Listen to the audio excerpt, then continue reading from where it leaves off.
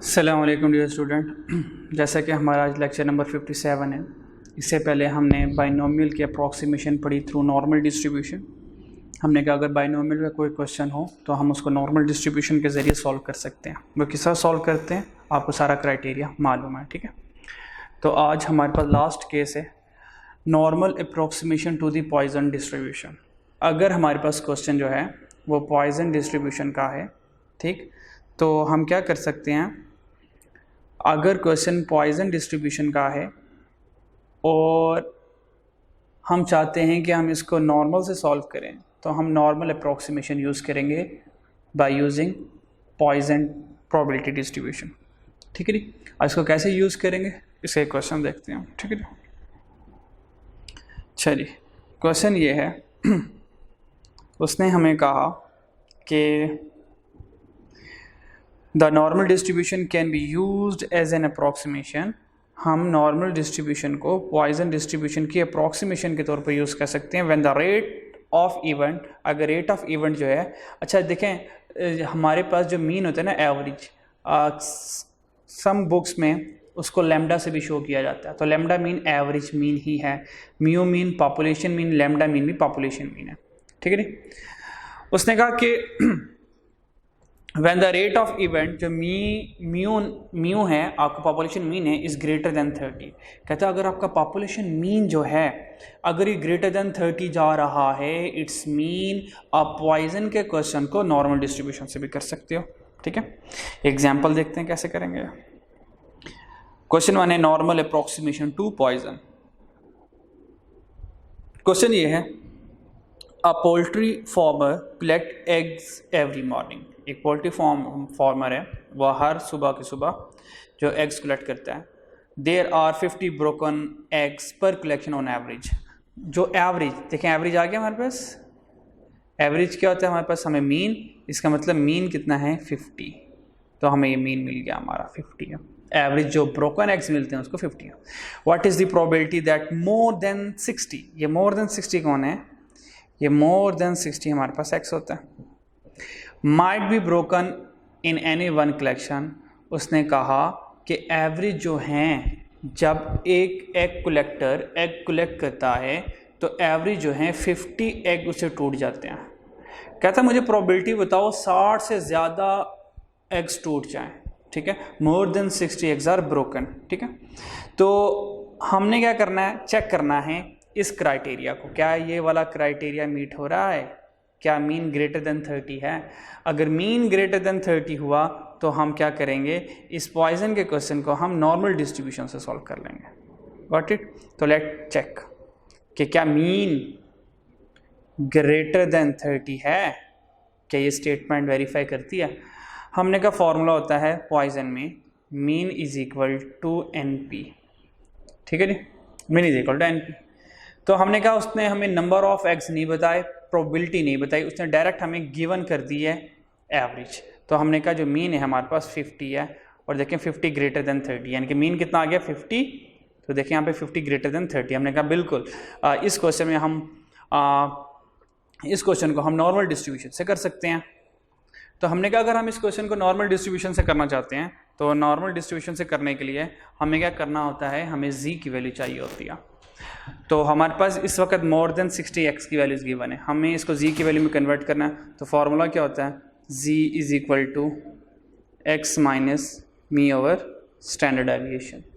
तो मुझे z चाहिए, तो देखें x कितना है 60, मोर देन 60, 60 एक डिस्क्रीट है, इसको कॉन्टीन्यूस बनाऊंगा। मोर देन है तो 0.5 ऐड करके ये बन जाएगा मेरे पास 60.5 माइनस मीन कितना है, मीन 50 है।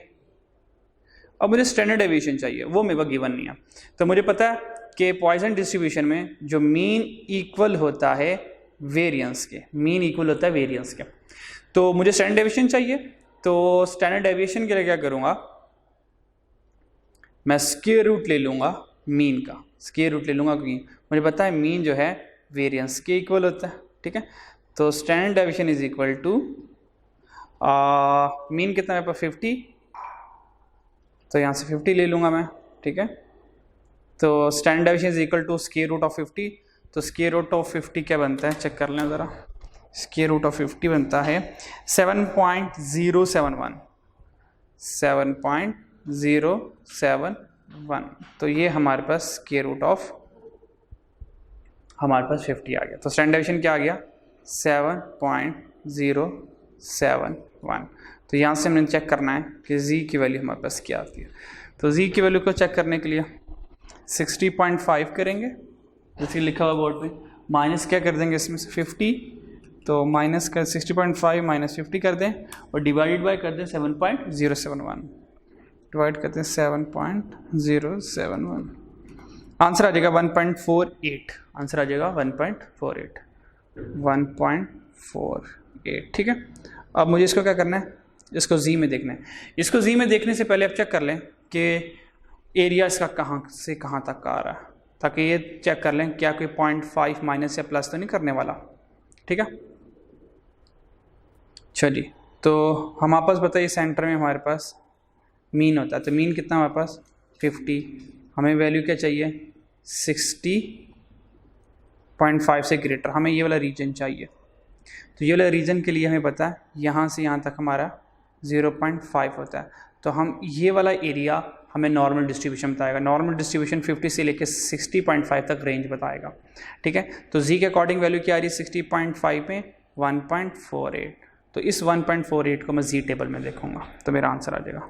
ठीक है, तो इसको ज़रा जी टेबल में देखते हैं, किसको देखना था हमने 1.48 को, तो ये 1.4, ये 1.4 आ गया मेरे पास। ठीक है,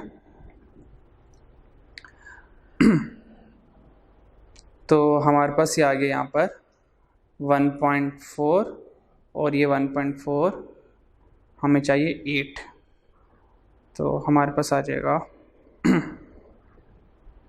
1.4 आ गया यहाँ से, और यहाँ से हम चेक करेंगे कि हमारे पास इस 8 में क्या आता है। 8 हमारे पास जो है वो रो बन रही है, ये देखें, ये सेकंड लास्ट ये रो बन रही है, तो इसमें देखना हमने 1.48, तो डाउन होते रहें ज़रा, तो 1.48 आ गया हमारे पास, ये देखें 1.48 ये आ गया 0.4306, तो 0.4306 ये हमारे पास एरिया आ गया किसका 1.48 का, तो 0.4306 को हम यहाँ लिख लेते हैं।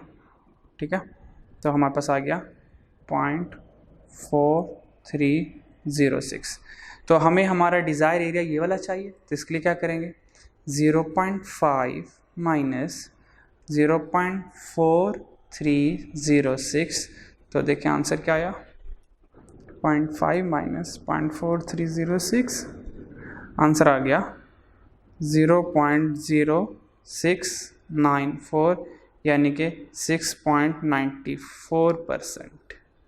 ये हमारे पास ये वाला हमारा आंसर आ गया। ठीक है, तो देखें इस तरह हमने क्या किया, पॉइजन का क्वेश्चन था लेकिन हमने क्या किया उसको नॉर्मल डिस्ट्रीब्यूशन से सॉल्व कर लिया, तो आप इस तरह सॉल्व इजीली कर सकते हो।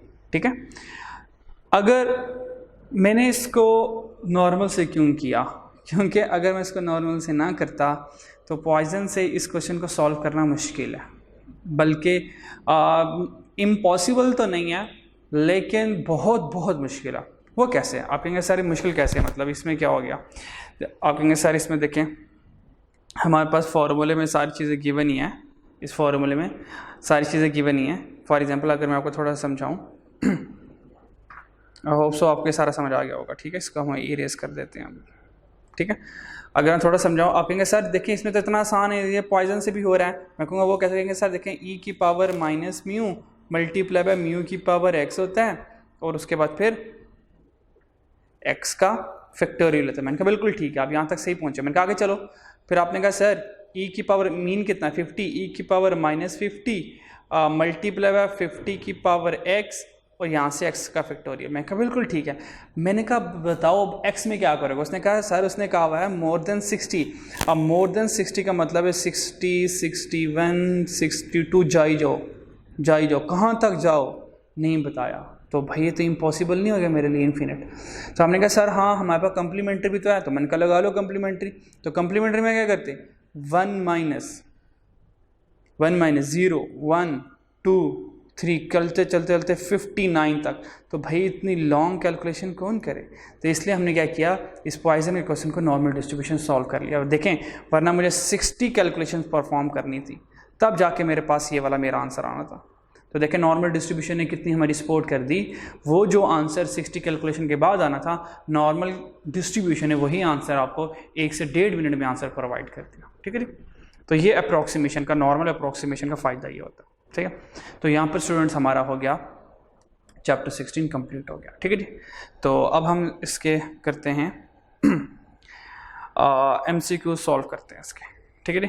तो MCQ सॉल्व करने के लिए आप क्या करें, इसको जल्दी से जो मैंने भी क्वेश्चन करवाया इसको रिवाइज कर लें। ठीक है, तो फिर इंशाल्लाह हम अपने ये MCQ स्टार्ट करते हैं।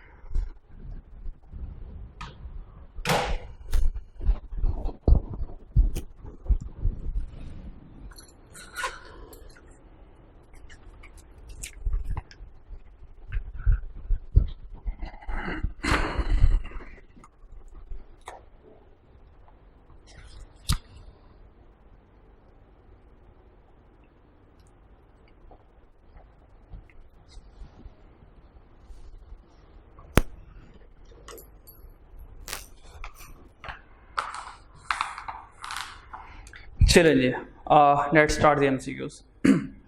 ये MCQs जो है, ये MCQs जो वीडियो देखने से पहले अगर आपने सॉल्व कर ली तो बड़ी अच्छी बात है। तो एडवाइस तो ये है कि अगर आप यहाँ तक पहुँच गए हैं तो इस MCQs को वीडियो देखने से पहले, लेक्चर को सुनने से पहले, देखने से पहले आप ख़ुद सॉल्व करें, ताकि आपको पता हो कि आप लोग गलत कहाँ सोच रहे हो, कहाँ पर आपको प्रॉब्लम आ रहा है। ठीक है, तो जहाँ पर प्रॉब्लम आ रहा होगा वो हमारी प्रॉब्लम ज़रा हाईलाइट हो जाएगी, ताकि नेक्स्ट टाइम वो प्रॉब्लम हम ना कर पाएँ। ठीक है, उसके बाद आप खुद से सॉल्व कीजिएगा तो इंशाल्लाह ताला आंसर उसके आ जाएंगे। ठीक है, चलिए स्टार्ट करते हैं। सबसे पहले 16.1। तो 16.1 में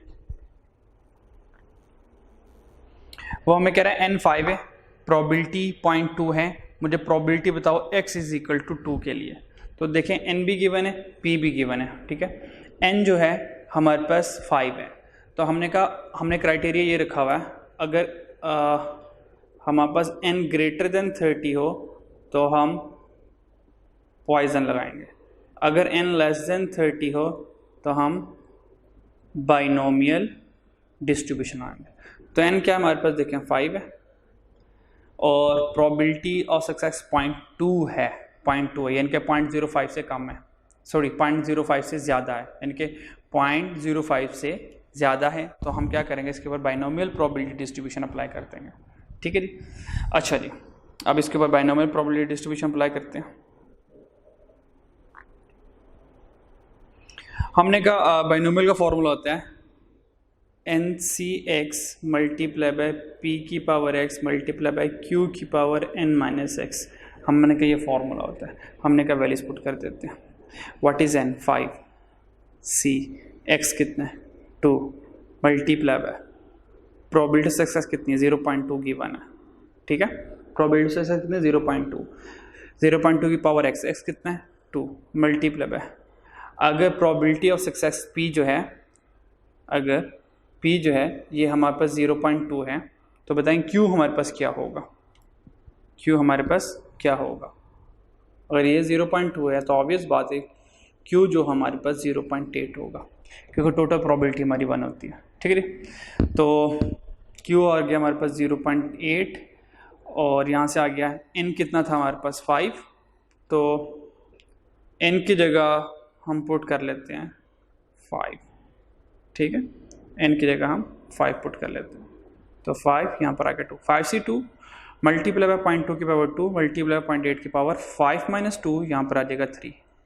तो इस सब को सॉल्व करते हैं, इस सब को सॉल्व करने के बाद जो आंसर आएगा वो हमारे पास आंसर आएगा 2048, जो कि ऑप्शन बी करेक्ट है हमारे पास। ठीक है जी। चलिए नेक्स्ट क्वेश्चन देखते हैं ज़रा, क्वेश्चन नंबर 2 16.2 के लिए देखते हैं। ये भी बाइनोमियल का क्वेश्चन है, वो कह रहा है N5 है, प्रोबेबिलिटी ऑफ सक्सेस P जो है 0.2 है, तो Q क्या होगा, हमने कहा 0.8 होगा यहाँ पर हमारे पास। ठीक है, उसने कहा प्रोबेबिलिटी बताओ x ग्रेटर देन 3। अब x ग्रेटर देन 3 हमने बताना है, तो x ग्रेटर देन 3 हम क्या क्या फाइंड करेंगे x ग्रेटर देन 3 में? तो probability x is equal to 4 plus probability x equal to 5। हमने 5 तक ही जाना क्योंकि n 5 है, टोटल ऑब्जर्वेशन 5 है। तो x के लिए क्या होगा? सबसे पहले प्रोबेबिलिटी x इक्वल टू 4 के लिए हमारे पास n कितना है? 5, तो 5c4 मल्टीप्लाई बाय 0.2 की पावर 4 मल्टीप्लाई बाय 0.8 की पावर 5 माइनस 4 1। ठीक है, इसका एक हमारे पास ये आंसर आ जाएगा। फिर प्रोबेबिलिटी x इक्वल टू 5 करेंगे, तो 5c5 मल्टीप्लाई बाय 0.2 की पावर 5 मल्टीप्लाई बाय 0.8 की पावर 5 माइनस 5 0, तो ये हमारे पास आंसर आ जाएगा। ठीक है, तो फिर क्या करेंगे? इन दोनों के आंसर्स को जमा करेंगे, हमारे पास फाइनल आंसर आ जाएगा। अब देखते हैं कि इनके आंसर क्या आते हैं। तो कैलकुलेट कर लें, 5c4 मल्टीप्लाई बाय 0.2 की पावर 4 मल्टीप्लाई बाय 0.8, तो आंसर आ गया 0.0064। ठीक है जी, चलिए फिर हमारे पास 5c5 मल्टीप्लाई बाय 0.2 की पावर 5। ठीक है जी, तो हमारे पास आ गया 0.00032। इन दोनों को जमा कर लें, अब आंसर आ जाएगा। आंसर आ गया 0.00672। ये हमारे पास हमारा फाइनल आंसर आ गया। ठीक है, तो हमारे पास ये हमारा फाइनल आंसर आ गया। तो ये देखें कहाँ लिखा हुआ है 0.067, तो देखें ये 64 है, ये भी 64 है, तो नन ऑफ दीज। तो राइट आंसर हमारा क्या है यहाँ पर? None of these. हमारा आंसर यहाँ पर कहीं हमें नज़र नहीं आ रहा। Got it? ठीक है, नेक्स्ट क्वेश्चन देखते हैं। नेक्स्ट क्वेश्चन में कह रहा है कि if mean of binomial distribution is 1, ये हमारे पास मीन आ गया। Q हमारे पास 0.98 है, हमें बताओ n क्या आएगा? हमें बताओ n क्या आएगा? हमें पता है बाइनोमियल में mean is equal to NP होता है। ठीक है, तो मीन 1 आ गया। P हमारे पास क्या है हमें नहीं पता। देखें, अगर Q 0.98 है तो 1 माइनस Q करेंगे तो P क्या आ जाएगा? 0.02। तो P हमारे पास क्या आ जाएगा? 0.02। तो n मल्टीप्लाई बाय 0.02, तो n is equal to 1 divided by 0.02, तो n हमारे पास आ गया 50। तो n हमारे पास क्या आ गया? यहाँ से 50 आ गया। तो ये देखें, ये 50 हमारा राइट आंसर। ठीक हो गया, नेक्स्ट क्वेश्चन देखते हैं। If mean of binomial distribution 1 है, मीन हमारे पास 1 है, वेरिएंस जो है 0.98 है, वेरिएंस जो है 0.98 है, उसने कहा हमें P फाइंड कर दो, हमें P फाइंड कर दो। तो हमने कहा वेरिएंस का फॉर्मूला होता है variance is equal to NPQ। यहाँ से मुझे ये P चाहिए, यहाँ से मुझे ये P चाहिए। तो हमने कहा कि वेरिएंस की जगह तो आ गया 0.98। ठीक है, हमें यहाँ से P चाहिए, इसका मतलब मुझे N और Q की वैल्यू चाहिए, मुझे N और Q की वैल्यू चाहिए। तो हमने कहा कोई मसला नहीं है, मीन इज इक्वल टू तो NP होता है, मीन इज इक्वल टू तो NP होता है। तो मीन हमारे पास 1 है, मीन 1 है ना, उसने बताया, उसने कहा मीन जो है वो 1 है। तो 1 इज इक्वल टू NP हो गया, जैसे नज़र आ रहा है आपको। अब देखें NP किसकी इक्वल आ गया? 1 के इक्वल आ गया। NP किसके इक्वल आ गया? 1। अगर इस NP की वैल्यूज़ को मैं इस NP में पुट कर दूं, ठीक है, तो देखें इस NP की NP 1 था, तो इस NP में मैंने ये देखें 1 पुट कर दिया, और साथ Q मेरा एज इट इज़ आ गया, Q मेरा एज इट इज़ आ गया। तो बताएं Q की वैल्यूज़ क्या आ गई? Q की वैल्यू क्या आई? तो Q इज इक्वल टू 0.98 आ गया। अगर Q इज इक्वल टू 0.98 है, हमें पता है P क्या होता है, P is equal to 1 minus Q होता है, 1 माइनस Q होता है।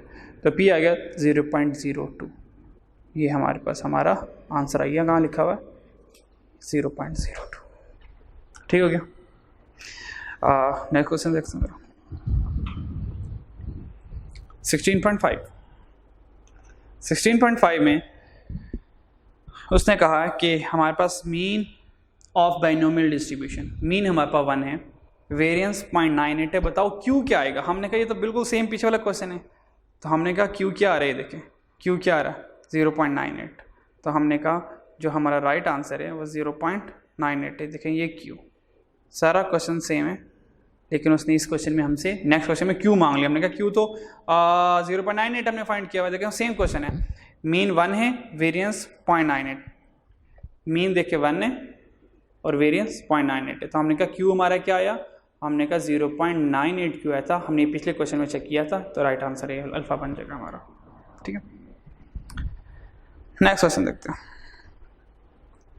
अब की बार उसने क्या किया, उसने n 10 दे दिया, प्रोबेबिलिटी जो है 0.9 दे दिया, उसने मीन और वेरिएंस पूछा किसका, बाइनोमियल डिस्ट्रीब्यूशन का। हमने कहा ठीक है, कोई मसला नहीं है। हमने कहा मीन तो आसान है ना, मीन इज इक्वल टू तो NP होता है, तो n कितना है 10 मल्टीप्लाई बाय P कितना है 0.9। हमने कहा मीन तो हमारे पास 9 आ गया, हमने कहा मीन तो 9 आ गया। तो 9 मीन को देख के मैंने कहा या तो मेरा A सही होगा या तो C सही होगा, क्योंकि A में भी 9 आ रहा है, A में भी 9 आ रहा है और C में भी मीन 9 आ रहा है। अब देखना वेरिएंस क्या आ रहा है, तो वेरिएंस का फॉर्मूला क्या होता है, वेरिएंस इक्वल टू NPQ होता है। तो n कितना हमारे पास, अच्छा NP की जगह आप डायरेक्ट लिख सकते हैं, यहाँ पर 9 भी ले सकते हैं। n कितना है 10, P कितना है 0.1, 0.9, 0.9। ठीक है जी,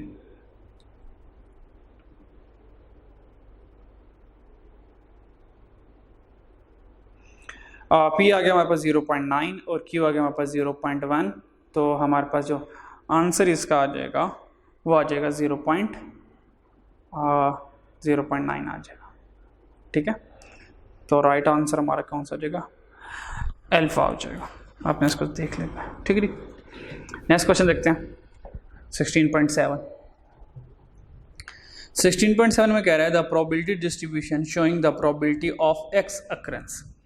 जो प्रोबेबिलिटी डिस्ट्रीब्यूशन होती है, इसमें जो प्रोबेबिलिटी ऑफ x होती है वो क्या होता है, an event over specified time. याद रखिएगा जब भी क्वेश्चन में किसी स्पेसिफिक टाइम, जब भी क्वेश्चन में टाइम की बात आ जाए, डिस्टेंस की बात आ जाए, स्पेस की बात आ जाए, अब टाइम लिमिटेड नहीं होता, टाइम अनलिमिटेड होता है, डिस्टेंस भी अनलिमिटेड होता है, स्पेस की बात आगे कितनी जगह है वो भी तकरीबन जितनी मर्जी आप अर्थ की देख लें, किसी सिटी की देख लें, वो काफ़ी ज़्यादा होती है, यानी कि इसमें बाइनोमियल लग नहीं सकता। ठीक है, जब भी टाइम की बात आएगी टाइम कोई लिमिटेड नहीं होगा। हमने ये नहीं कहना कि भाई हमने 1 घंटे की 2 घंटे की बात करनी है, हम सालों की बात भी कर सकते हैं वक्त में। डिस्टेंस में हमने ये नहीं कहना कि हमने 5 किलोमीटर लेना, हम हज़ारों किलोमीटर ले सकते हैं, माइल्स ले सकते हैं। ठीक है, तो यहाँ पर टाइम डिस्टेंस स्पेस में हमारे पास जो n की वैल्यूज होती है वो वेरी लार्ज होती है यहाँ पर। तो अगर n वेरी लार्ज चल रहा है तो ऑब्वियस बात है 30 से ज़्यादा होगा, तो हम यहाँ पर पॉइजन डिस्ट्रीब्यूशन यूज़ करते हैं। तो याद रखिएगा टाइम के लिए, डिस्टेंस वगैरह के लिए, स्पेस के लिए हमेशा हम जो प्रोबेबिलिटी यूज़ करते हैं वो पॉइजन प्रोबेबिलिटी डिस्ट्रीब्यूशन यूज़ करते हैं, ये बात याद रखिएगा आप। नेक्स्ट देखते हैं 16.8। द नंबर ऑफ डेज, हमने कहा कितने दिन नहीं बताया, डेज की बात आ गई, सालों चलते हैं। ठीक है, तो number of days in a year, number of days, the number of days in a given year, एक साल में नंबर ऑफ डेज कितने उसने स्पेसिफाई नहीं किया।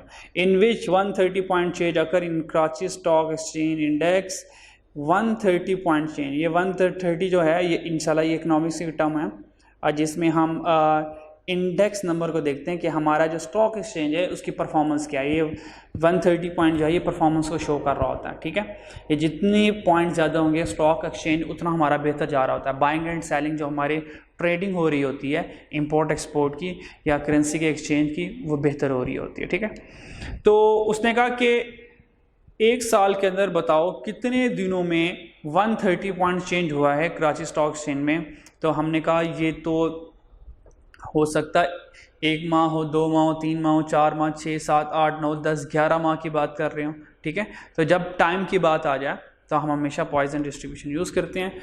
उसने कहा द अबव स्टेटमेंट में describe a random variable that में पोजेस पॉइजन डिस्ट्रीब्यूशन, ठीक हो गया।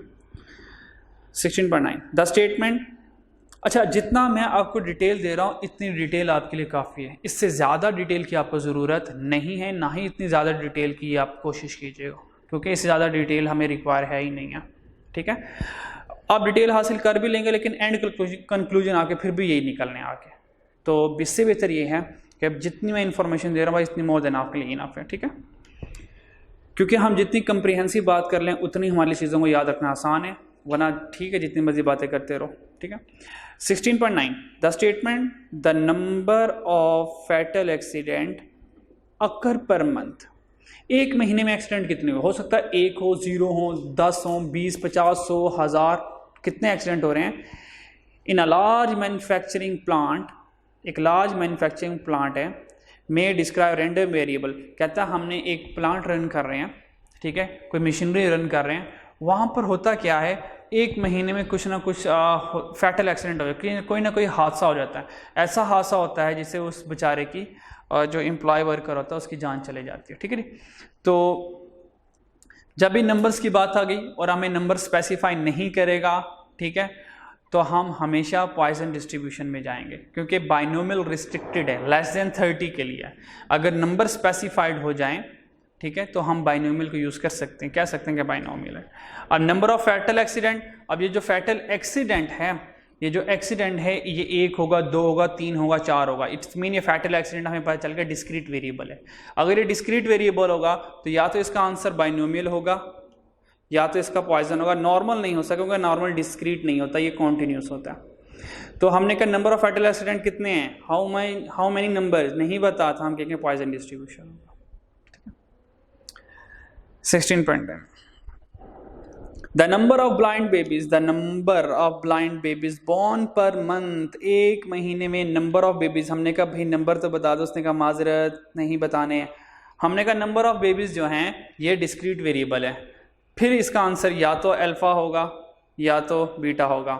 हमने कहा नंबर बताओ, उसने कहा नहीं बताने, हमने कहा फिर ये लो पॉइजन डिस्ट्रीब्यूशन हमारा आंसर होगा, ठीक है जी। 11 पे देखते हैं। 11 पे वो क्या कह रहा है, 11 पर वो कह रहा है कि हमारे पास मीन 1.2 है, probability x is equal to हमारे पास 0 है, तो इसको सॉल्व करो। हमने कहा तो बड़ा आसान है, तुमने एक ही पैरामीटर दिया वो मीन, और एक पैरामीटर जो है वो हमें पॉइजन में चाहिए होता है। तो पॉइजन का फॉर्मूला हो गया e की power minus mu multiply by mu की power x divided by x का फैक्टोरियल। तो हमने कहा e की पावर माइनस 1.2 मल्टीप्लाई बाय 1.2 की पावर 0 डिवाइड बाय 0 का फैक्टोरियल। तो देखें ये भी 1 हो गया, ये भी 1 हो गया, 0 का फैक्टोरियल 1 होता है और किसी भी चीज़ की पावर 0 वो भी 1 होता है। तो आंसर हमारे पास क्या आ गया, आंसर आ गया e की पावर माइनस 1.2 और वो हमारे पास इक्वल होता है 0.301 के। तो ये कहाँ लिखा हुआ है, अल्फा में लिखा हुआ है 0.301, ठीक। आपने इसको यहाँ से इस तरह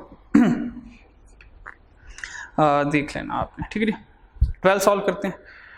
अब 12 के लिए वो कह रहा है कि मीन 1.2 है, मीन 1.2 है, लेकिन प्रोबेबिलिटी x ग्रेटर देन 0 है। हमने कहा x ग्रेटर देन 0 है, लेकिन कहाँ तक जाना, उसने कहा नहीं बताना मैंने। हमने कहा अगर तुम बता ही नहीं रहे हो कि n क्या है, n बता ही नहीं रहे, इसका मतलब n, अगर n नहीं बता, नंबर बता ही नहीं रहे हो, तो देखें जब भी हमें नंबर नहीं पता होता था, देखें जब भी हमें n नहीं मालूम होता था, जब भी हमें n मालूम नहीं होता था हम पॉइजन लगाया करते हैं। n नहीं मालूम, हमने कहा पॉइजन लगाना है, लेकिन हमने कहा भाई कहाँ तक जाएं, हम ये तो फाइंड नहीं कर सकते। तो ये क्वेश्चन नॉर्मली सॉल्व नहीं हो सकता, क्योंकि प्रोबेबिलिटी x ग्रेटर देन 0 है, यानी कि 1 2 3 4 5 6 7 8 9 10, ये तो इन्फिनिट तक जाएगा पॉजिटिव। तो हम क्या करेंगे, यहाँ पर कंप्लीमेंट्री प्रोबेबिलिटी यूज करेंगे। क्या करेंगे, कंप्लीमेंट्री प्रोबेबिलिटी यूज करेंगे, यूज कंप्लीमेंट्री प्रोबेबिलिटी। यानी कि उसने कहा x ग्रेटर देन जीरो का मतलब होता है 1 2 3 4 इन्फिनिट तक, यानी कि जीरो शामिल नहीं है। हमने कहा अगर टोटल प्रोबेबिलिटी 1 है, उसमें से अगर मैं probability x equal to 0 minus कर दूं तो मेरा आंसर 1 2 3 4 से ऑनवर्ड आंसर आ जाएगा। ठीक है, मुझे प्रोबेबिलिटी क्या चाहिए, 1 से लेकर ऑनवर्ड की, 0 की नहीं चाहिए। अगर मैं टोटल प्रोबेबिलिटी 1 है, अगर टोटल प्रोबेबिलिटी 1 है तो 1 कैसे बनी, 0 से लेके इन्फिनिट तक। तो अगर मैं टोटल प्रोबेबिलिटी 1 है उसमें से 0 की प्रोबेबिलिटी माइनस कर दूं तो बताएं आंसर 1 से नहीं आ जाएगा। अगर मैं 0 की प्रोबेबिलिटी जो भी आती है वो टोटल प्रोबेबिलिटी में से माइनस कर दूं तो रिमेनिंग प्रोबेबिलिटी में बस क्या रह जाएगी, 1 से ऑनवर्ड रह जाएगी। तो ये कंप्लीमेंट्री प्रोबेबिलिटी यहाँ पे यूज इसका होना है, इसके बगैर क्वेश्चन सॉल्व नहीं होगा। अच्छा, x इक्वल टू 0, तो देखें x इक्वल टू 0 के लिए अभी हमने ये प्रोबेबिलिटी सॉल्व की है 0.301। ठीक है, तो हमारे पास जो इसका आंसर आ जाएगा वो आ जाएगा 0.6 0 माइनस करें 0.699, ये हमारे पास आंसर आ जाएगा। ये कहाँ लिखा हुआ है, अल्फा में लिखा हुआ। ठीक है जी, तो इस तरह से आपने कुछ सॉल्व कर लेना। क्लियर? अच्छा जी, नेक्स्ट क्वेश्चन देखते हैं। नेक्स्ट क्वेश्चन में कह रहा है कि e की पावर -4.5 है। ये e की पावर है, ये इस तरह नहीं है, सॉरी, ये है e की पावर -4.5 है, ये इस तरह नहीं है, ये इस तरह, ये पावर में लिखा हुआ है तरह। e की पावर -4.5 इक्वल है 0.0111। द मीन, बताएं मीन क्या। हमने कहा ये मीन है। e की पावर माइनस म्यू होती है ना, e की पावर माइनस म्यू होती है, तो म्यू कितना है हमारे पास 4.5, तो हमारे पास ये आंसर आ गया 4.5। सिंपल, खत्म हुआ। अच्छा जी, फिर वो कह रहा है कि 14 में e की पावर, ये फिर माइनस में e की पावर -6 है, 6.0 है। तो e की पावर -6.0 इक्वल है 0.002478। कहता है x इक्वल टू 0। हमने कहा कि जब x इक्वल टू 0 है तो यही हमारा आंसर है। तो ये आंसर कहाँ पड़ा हुआ, बी पे। यही वाला आंसर कैसे आया, ये देखें, e की power minus mu multiply by mu की पावर x और x क्या 0 का फैक्टोरियल। तो देखें ये सारा 1 हो गया, तो आंसर आ गया e की पावर -6। तो देखिए e की पावर -6 का आंसर क्या बढ़ा हुआ, 0.002478। तो ये हमारे पास 2478, तो ये हमारे पास आंसर बढ़ा हुआ ऑप्शन बी। ठीक है, तो होप सो आपको इन क्वेश्चन की समझ आ चुकी होगी। ये थोड़े से तेज़ मैंने इसलिए करवा दिए हैं क्योंकि बेसिक क्वेश्चन है, और ये बेसिक क्वेश्चन आपको इंशाल्लाह आते ही हैं। अगर मैं डिस्कस ना भी करता, मुझे बहुत उम्मीद थी आप यहाँ तक पहुँच जाते, सवाए शायद इसमें आपको थोड़ा सा मुश्किल आया हो, लेकिन बाकी क्वेश्चन आसान थे, बिल्कुल बेसिक क्वेश्चन थे और आपको आने चाहिए थे। जो मुश्किल क्वेश्चन होगा उसमें मैं खुद ही स्लो हो जाऊँगा। अच्छा जी, तो उसने कहा कि बताएं मीन क्या है। अब सिंपल क्वेश्चन पूछा, वो उसने कहा मीन क्या। हमने कहा e की पावर, ये e की पावर है असल में, है ना, ये इस तरह लिखा हुआ है, e की पावर -6 है। तो देखिए हमने कहा 6 मीन है, सिंपल 6 मीन आ गया, ख़त्म कहानी। फिर उसने कहा यहाँ बताओ वेरिएंस क्या है। वेरिएंस क्या है पॉइजन डिस्ट्रीब्यूशन। हमने कहा जो मीन होता है पॉइजन में वही वेरिएंस होता है। तो मीन क्या, e की पावर -6, e की पावर -6 है, तो ये देखें मीन क्या है हमारे पास 6। ठीक है, तो हमारे पास यहाँ से ये 6 आ गया। ठीक हो गया। नेक्स्ट देखते हैं। उसने कहा उसने ये कहा है क्वेश्चन में 1.5 की पावर 4 है, मल्टीप्लाई बाय e की power -y divided by 4 factorial है, और वो सारा इक्वल आ रहा है 0.6। देन y बताओ इसमें क्या है, y क्या है। हमने कहा फॉर्मूला ये होता है e की पावर -म्यू, e की पावर म्यू की पावर x। ये देखें ना, ये फॉर्मूला, अगर ये फॉर्मूला ये लिखा हुआ है, इसकी ज़रा मैं तरतीब सेट करूं तो इस तरह लिखा हुआ है e की पावर -y मल्टीप्लाई बाय 1.5 की पावर 4 डिवाइडेड बाय 4 का फैक्टोरियल, इस तरह लिखा। ज़रा तरतीब सेट कर दी मैंने। तो देखें यहाँ पे ये नहीं था e की पावर -म्यू, यहाँ पे मीन नहीं होता, ये तो मीन है, और दोबारा यहाँ पे मीन आता है। यहाँ पे इसका मतलब 1.5 क्या मीन के तौर पर आ रहा है। तो उसने कहा y क्या है, हमने कहा y तो मीन है, उसने कहा फिर मीन क्या है, हमने कहा वो 1.5 है, तो ये 1.5 मेरा राइट आंसर आ गया। ठीक है, बिल्कुल फॉर्मूले से ही क्या कर रहा है वो क्वेश्चन बनाई जा रहा है। 16.8 देखें, अब वो कह रहा है अब y क्या है, अब देखें डिवाइडेड बाई ये आ रहा है, तो देखिए इसकी तरफ तरसीब सेट करते हैं, e की पावर -3 मल्टीप्लाई बाय 3 की पावर 2 और डिवाइड बाय y का फैक्टोरियल। हमने कहा फॉर्मूला होता है e की power minus mu multiply bye यहाँ पर आता है म्यू की पावर, ये होता है हमारे पास x डिवाइड बाय x का फैक्टोरियल। तो x क्या 2, यहाँ पे 2 का फैक्टोरियल आएगा, तो आंसर इज हमारा y क्या है हमारे पास यहाँ पे 2 होगा। ठीक है, y हमारे यहाँ पे 2 होगा। ठीक है, तो आपने इन क्वेश्चंस को देख लीजिएगा। ठीक है, नेक्स्ट क्वेश्चन देखते हैं जरा। 19, question number 19, a complete list of formula. हमारे पास जो कंप्लीट लिस्ट ऑफ फॉर्मूला होता है दैट गिव्स द प्रोबेबिलिटी, जो हमें प्रोबेबिलिटी गिवन करता है associated with each value of random variable, जिसमें हम रैंडम वेरिएबल को फाइंड करते हैं, वो हमारे पास हमने कहा प्रोबेबिलिटी डिस्ट्रीब्यूशन होता है। फ्रीक्वेंसी डिस्ट्रीब्यूशन प्रोबेबिलिटी डिस्ट्रीब्यूशन के एक सिंगल टाइप है। एक्सपेक्टेड वैल्यू क्या होती है, एक्सपेक्टेड वैल्यू ये भी रैंडम वेरिएबल की एक टाइप है, लेकिन कंप्लीट लिस्ट ऑफ फार्मूलाज किस में होता है, वो हमने कहा प्रोबेबिलिटी डिस्ट्रीब्यूशन में होता है, जिसमें हमारे पास हाइपर आ जाता है, फिर बाइनोमियल आ जाता है, फिर हमारे पास पॉइजन आ जाता है, और फोर्थ में हमारे पास नॉर्मल प्रोबेबिलिटी डिस्ट्रीब्यूशन आता है। ये तो कंप्लीट लिस्ट ऑफ फार्मूलाज हमारे पास। ठीक है, 20 देखते हैं। A variable that assume the numerical value, एक ऐसा वेरिएबल जिसमें हम एक न्यूमेरिकल वैल्यू अज्यूम करते हैं associated with event of an experiment is called random variable. उसने कहा फाइंड अ वेरिएबल, एक ऐसा वेरिएबल फाइंड करो जो कि हम किसी न्यूमेरिक वैल्यू को अज्यूम करते हैं, किसी एक्सपेरिमेंट को परफॉर्म करने के बाद जो इवेंट आता है हम कहते हैं हम रैंडम वेरिएबल्स। देखें ये जितने भी हाइपर बाइनोमियल पॉइजन ये नॉर्मल हैं, ये सारे रैंडम वेरिएबल्स हैं, इसमें कोई फिक्स वेरिएबल नहीं होता।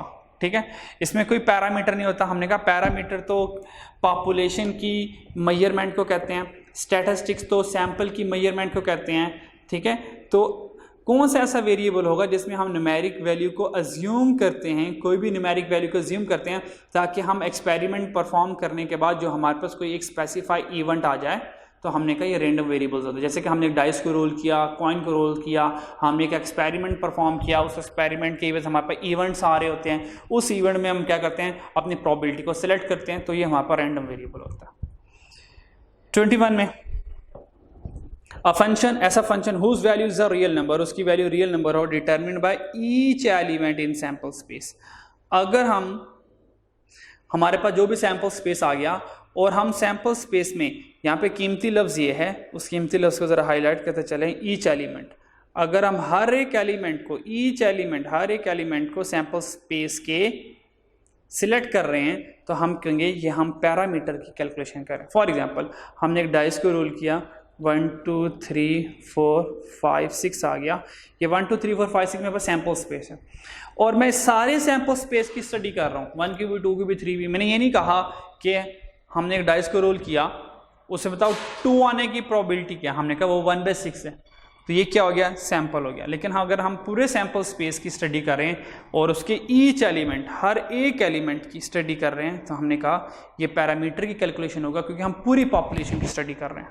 ठीक है, अगर मैं कहता कि सिर्फ मुझे चाहिए इसमें से 3, तो अब ये स्टैटिस्टिक होता है, क्योंकि मैं सैंपल की स्टडी कर रहा हूँ। ठीक है, इसको देख लीजिएगा। चलिए 16.22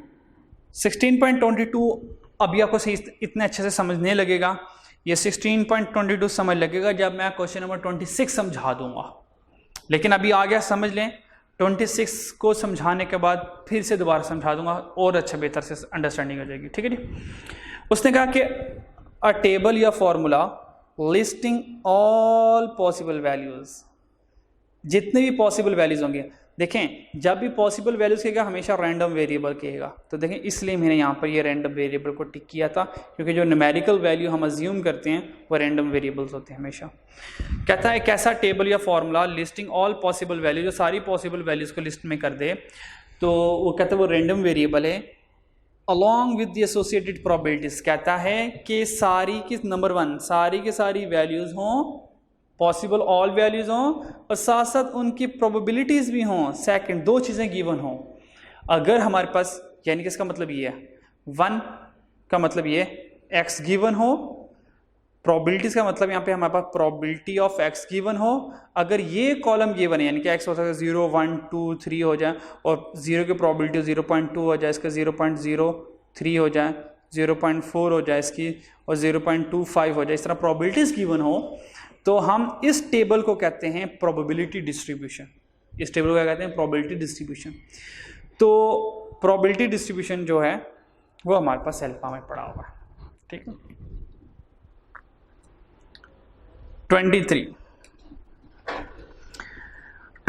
में उसने कहा if x is a random variable. हमने कहा हमेशा प्रोबेबिलिटी में जो एक्स होगा हमेशा वो रैंडम वेरिएबल ही होगा, फिक्स तो हो नहीं सकता।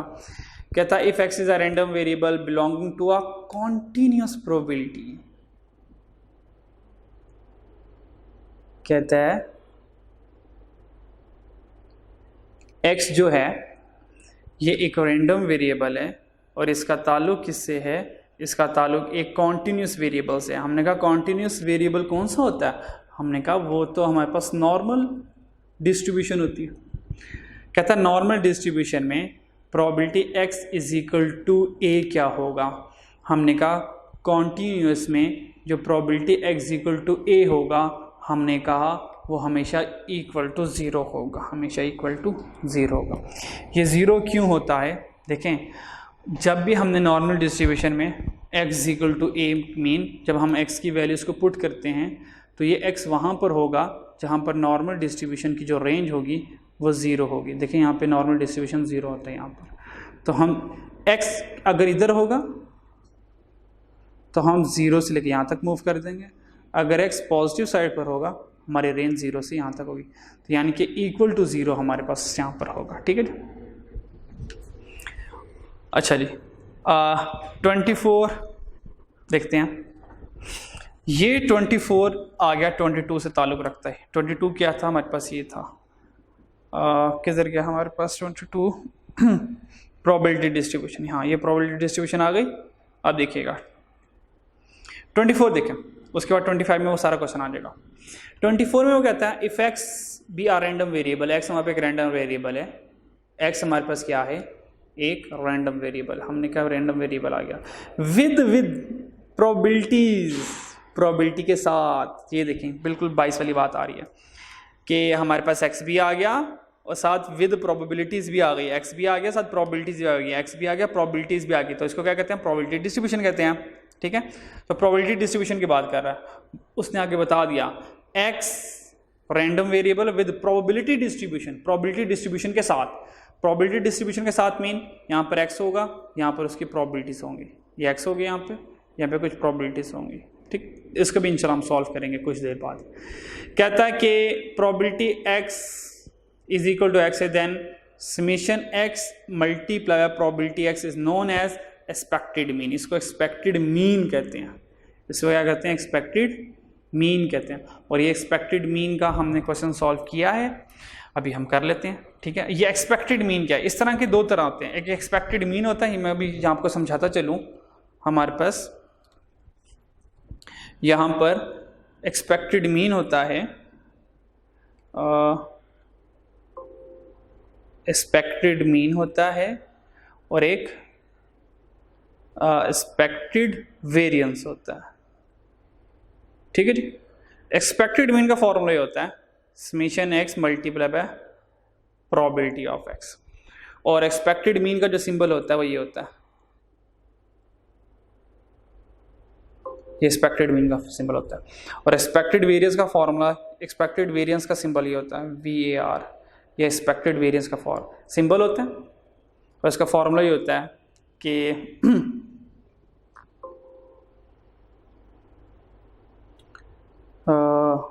X square minus whole square, ये एक्सपेक्टेड वेरियंस का फॉर्मूला होता है। अब ये फॉर्मूलाज यहाँ पे बना कैसे, ये फॉर्मूलाज यहाँ पे बना कैसे, अगर इस फॉर्मूले से और ब्रेक करूँ, ये कुछ इस तरह बनता है।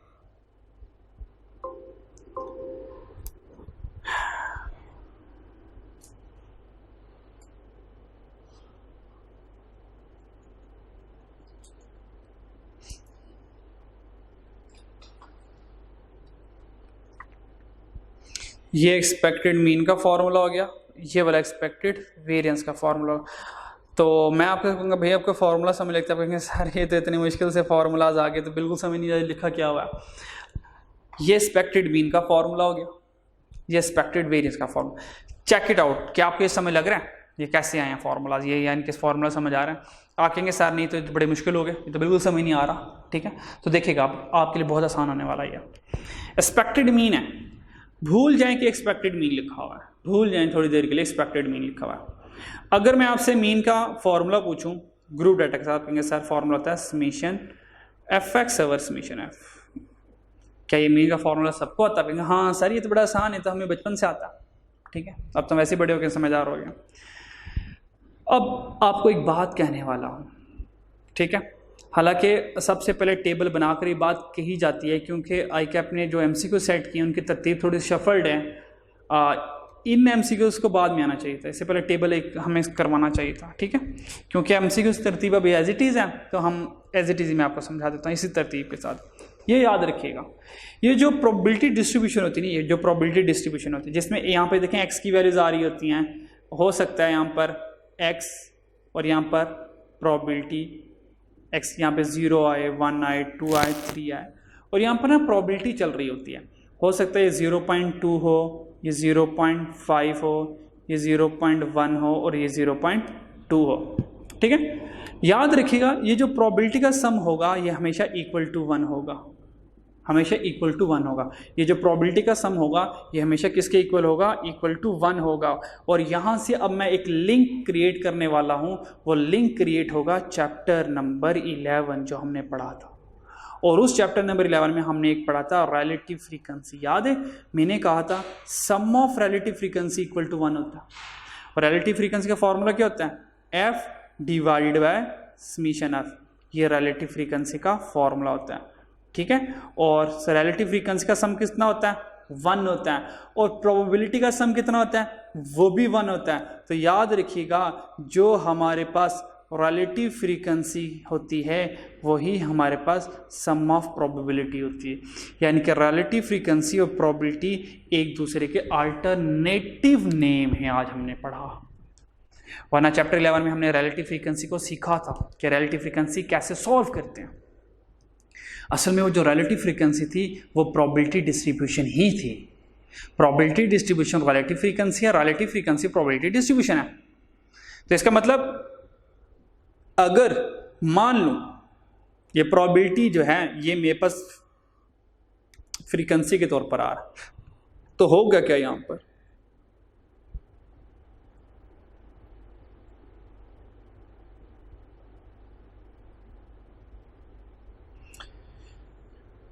अब देखें ये मीन का फॉर्मूला क्या? Summation F x over summation F. मान लें थोड़ी देर के लिए ये जो एफ है ये मेरे लिए पी है, प्रोबेबिलिटी है। तो समेशन यहाँ पे मैंने लिख लिया प्रोबेबिलिटी ऑफ प्रोबेबिलिटी, और यहाँ पे मैंने लिख लिया एक्स, और समेशन एफ है यहाँ पे लिख लें पी, यानी कि एफ की जगह पी लिख लें बस। एफ जो है फ्रीक्वेंसी जो है वो प्रोबेबिलिटी में प्रोबेबिलिटी होती है। ठीक है, तो देखें तो मेरे पास क्या बन गया? समेशन, थोड़ी तरतीब सेट कर लें, एक्स को पहले ले आए और इस पी को बाद में ले आए। तो समेशन एक्स इंटू प्रोबेबिलिटी किसकी लेनी है? एक्स की लेनी है। और समेशन पी किसके इक्वल होता है? 1 होता है। तो फॉर आंसर क्या आएगा? Summation x into probability of x. तो देखें यही है ना, क्या यहाँ तक पहुँच गई? तो देखें यही फॉर्मूला मैंने लिखा हुआ है, चेक करें ज़रा, summation X multiply by probability of x. तो देखिए हमने कहाँ से डिराइव किया? हमने मीन से डिराइव कर लिया अपनी सहूलियत के लिए। तो देखें क्या ये मुश्किल है? कहेंगे सर हाँ अब कुछ समझ आई। तो इसमें हमने क्या किया? हमने कोई नई चीज़ नहीं परफॉर्म की, हमने क्या किया? सिंपल मैंने इस x को इस p के साथ रिलेट कर दिया। इस एफ को इस पी के साथ रिलेट कर दिया, क्योंकि हमें पता है रिलेटिव फ्रीक्वेंसी हमारी प्रोबेबिलिटी होती है। मान लें एफ की जगह पी है, तो देखें एफ की जगह मैंने पी पुट कर दिया, तो सम ऑफ प्रोबेबिलिटी 1 होती है, तो ऊपर वाला जो आंसर आ गया वही हमारा एक्सपेक्टेड मीन है। अब कहेंगे सर माशाल्लाह एक्सपेक्टेड मीन तो समझ लग गया हमें, ठीक है। अब ज़रा हमें एक्सपेक्टेड वेरिएंस का जो इतना मुश्किल सा ये फार्मूला लिखा हुआ है आपने, ये वाला ज़रा इसको भी ज़रा समझा दें। तो मैंने कहा बिल्कुल समझा देते हैं, समझाने के लिए तो आए हुए हैं। जब इसको समझाते हैं कि एक्सपेक्टेड वेरिएंस का ये फार्मूला क्या है, कैसे आया, ठीक है। तो आपको वेरिएंस का फार्मूला याद होगा। वेरिएंस का जो फार्मूला होता है वो क्या होता है? अगर मैं ग्रुप डेटा की बात करूं तो summation f x square divided by summation f minus summation f x over summation f whole का स्क्वायर। क्या यही फार्मूला होता है वेरिएंस फॉर ग्रुप डेटा का? आप कहेंगे हाँ सर ये तो बड़ा आसान है, बिल्कुल यही होता है, बिल्कुल यही होता है, ठीक है। तो मैं कहूँगा मान लें ये एफ नहीं है, ये पी है, ये मान लें ये एफ नहीं है, ये पी है, तो फार्मूला क्या बनेगा? आप कहेंगे सर समीशन तरतीब सेट कर लें, एक्स स्क्वायर को पहले ले आए, एक्स स्क्वायर मल्टीप्लाई बाय, ये एफ नहीं है पी है, ये पी किसका होगा? एक्स का होगा, डिवाइडेड बाय ये एफ नहीं है पी है, तो समीशन पी बन गया, माइनस ये तो सारा मीन नहीं बन गया, ये तो सारा मीन बन गया, ये तो सारा मीन है, summation f x summation F. तो इस मीन के लिए हमने क्या फॉर्मूला डिराइव किया था? वो ये वाला किया हुआ था, तो यहाँ पर आ गया summation x into probability of x whole का स्क्वायर, ऐसी है। लेकिन सर बिल्कुल ऐसे, ये 1 हो गया, ये इक्वल टू 1 हो गया, तो क्या रह गया? Summation x square probability of x minus summation x probability of x whole का स्क्वायर। तो देखिए ये वाला फॉर्मूला बन गया, ये देखिए ये वाला हिस्सा आ गया, और यहाँ पर ये वाला हिस्सा। तो इस तरह हमारे पास एक्सपेक्टेड वेरिएंस का, ये एक्सपेक्टेड वेरिएंस का फॉर्मूला हो गया, ये एक्सपेक्टेड मीन का फॉर्मूला।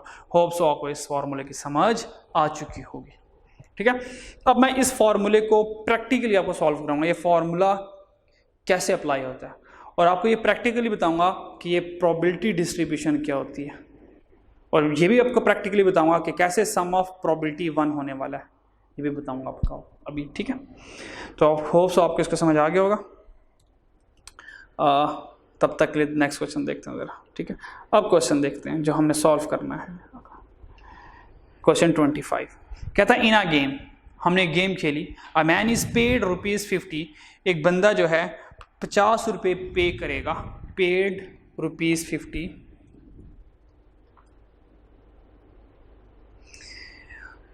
वो 50 रुपये पे करेगा। बल्कि ऐसा करते हैं, एक्सपेक्टेड वेरिएंस का फॉर्मूला आप लोग पहले याद कर लें, ठीक है। जैसे फिर याद हो जाएगा, हम फिर नेक्स्ट लेक्चर में हम क्या करेंगे, इस एमसीक्यूज़ को सॉल्व कर लेंगे, ताकि आप जितने आपका फार्मूलाज बेहतर अंदाज से याद हो जाएगा, उतनी ज़रा हमारे लिए कन्वीनियंस हो जाएगी क्वेश्चन को सॉल्व करने के लिए। तो सबसे पहले क्या करें, अभी जल्दी से फार्मूले को अच्छी तरीके से याद कर लें, ठीक है। तो नेक्स्ट लेक्चर में इंशाल्लाह हम क्या करेंगे, इसका प्रैक्टिकली क्वेश्चन हम सॉल्व कर लेंगे, ठीक है। तो जैसे जितना अच्छा फार्मूला होगा, जितना अच्छा फार्मूला याद होगा, उतने अच्छे से हम क्वेश्चन सॉल्व कर सकते हैं, ठीक है। तो आज का लेक्चर यहाँ पे वाइंड अप करते हैं। तो कल इंशाल्लाह ताला नेक्स्ट एमसीक्यूज़ के साथ आपके साथ मुलाकात होगी, इसे कन्वर्ट करेंगे। तब तक के लिए अल्लाह हाफिज़।